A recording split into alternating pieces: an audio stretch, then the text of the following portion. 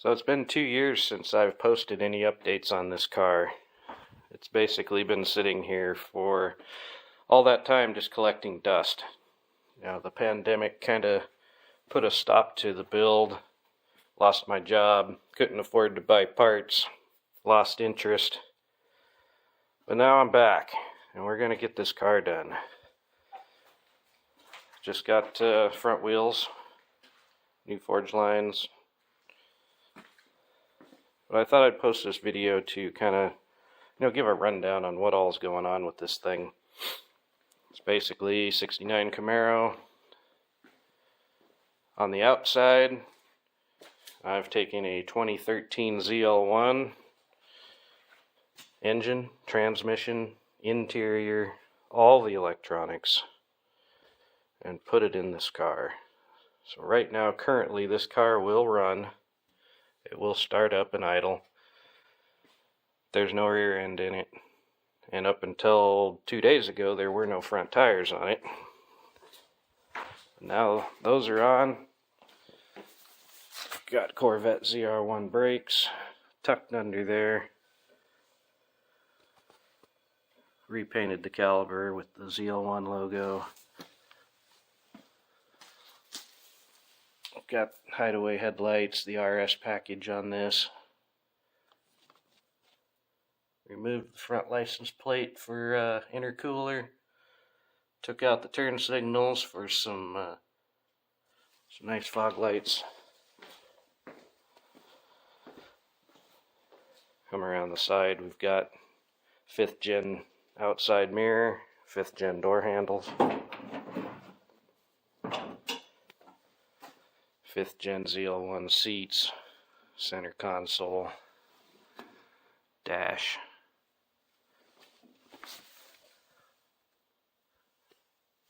All of that.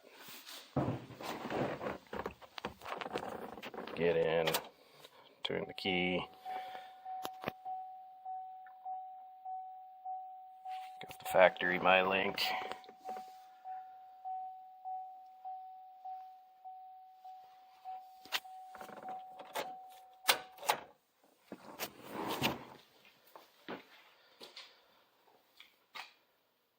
Got the 5th gen power windows in here as well. That was a real fun thing to do. Not done with that yet. Still got some things to figure out. So we've got LED tail lights. We've got the ZL1 pump mounted in the gas tank. That's back there. That's going to come out. So what the plan is with the back is I gotta redo all of this. I'm gonna do the mini tub so I can fit the 12-inch rear tire. I've already got the floor pan replaced, but there is some rust in here that I've found, and since I'm doing the wheel wells, I'm gonna go ahead and repair all of this. You can see right through here, it's pretty bad. Old repairs.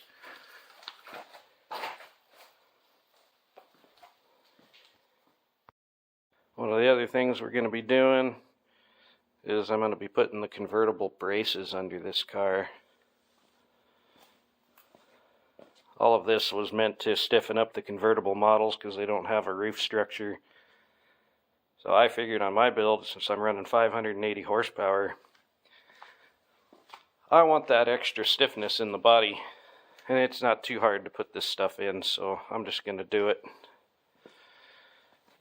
New wheel wells, mini tubs. So I got all of that. I definitely went back and forth on quarter panel replacement. I decided to go with the skins because I'm just basically going to be using this part here. Is the only part where I need to replace it. I don't think it warrants replacing the whole quarter panel just for a wheel well opening, so I may regret this later. Only time will tell. But these were considerably cheaper than full quarters and a lot less labor to do this. So under the hood, this thing is pretty much bone stock 5th gen ZL1. The only thing I had to do power steering, because the electric power steering, I tried to get that power rack to fit in here, and it just wasn't going to happen. So I went ahead and converted it over to the power steering, which wasn't hard at all. There was already a dummy pulley here. I just had to pull that off and put the pump on and hook the lines up. A little bit longer belt, and away we go. Got headers. Got the 5th gen brake booster, master cylinder. Of course, that jumps over and feeds the stock clutch master cylinder. 5th gen wiper motor retrofit in. We got 5th gen radiator retrofit in. 5th gen fuse box. ABS module. It's all basically exactly where it goes in both cars. We got plenty of clearance. Got the other side mounted. I haven't painted this caliper yet. Coming around. Notice one of the things with the 5th gen windows is when you open the door, they drop. Which is kind of cool on this car. Definitely help with these old style window seals. So I still got to come up with a plan for the back seat. Still got to finish getting the headliner installed. It's just kind of sitting in here. I do have the 5th gen seat belt mounted up there on that side. I've still got to build a pocket back there to mount the retractor. This seat's just sitting in here right now. It's not attached to anything. Front end on this car, Art Morrison GT Sport. For your 1st gen Camaros. It's running the Mustang 2 rack and pinion steering. AME's A-arms. Utilizes a Corvette C6 spindle, which is why I'm running the ZR1 brakes.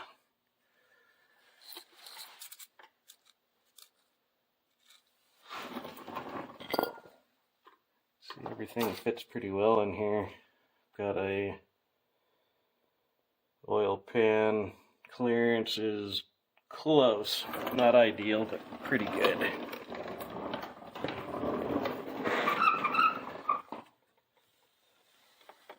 I got temporary exhaust on here just so I can run the car and listen to it run. Basically what I'm doing right now is I've been kind of cleaning up the area around the car because it's just been collecting dust and junk for 2 years. So getting that cleaned up, I hope to remove this front clip in one piece. Engine, sheet metal, subframe. I've never attempted it before, but I think I can make it happen. Basically unbolt the fenders. I'm going to put some supports on the back of the subframe, maybe some caster wheels. Separate everything up here that needs unhooked. All the wiring harness has all the factory connections, so it all unplugs, which is cool. Once I get this front end off, I can get this body back on the rotisserie. Right now the back is on the rotisserie still. The front is sitting on jack stands. So in order to get it back on the rotisserie, which I need to do so I can weld this rear end in, going with the Art Morrison independent rear suspension, the most expensive system they offer. The reason being is because that system uses 5th gen rear spindles. And so, wheel sensors, which I need for my anti-lock brakes. And the launch control and the various other functions that this car has. So get it on the rotisserie, flip it upside down, cut these wheel wells out, get the tubs in, get the subframe welded in for the IRS, clean all this up. Probably while it's upside down, I'm going to go ahead and run brake lines, fuel lines, all the stuff that isn't fun to do crawling under the car. I'm going to do it while it's upside down on the rotisserie. So that's the next step. Hopefully next time I post a video, we'll be removing this front clip and get moving on this. I hope to have this car running and driving by this summer.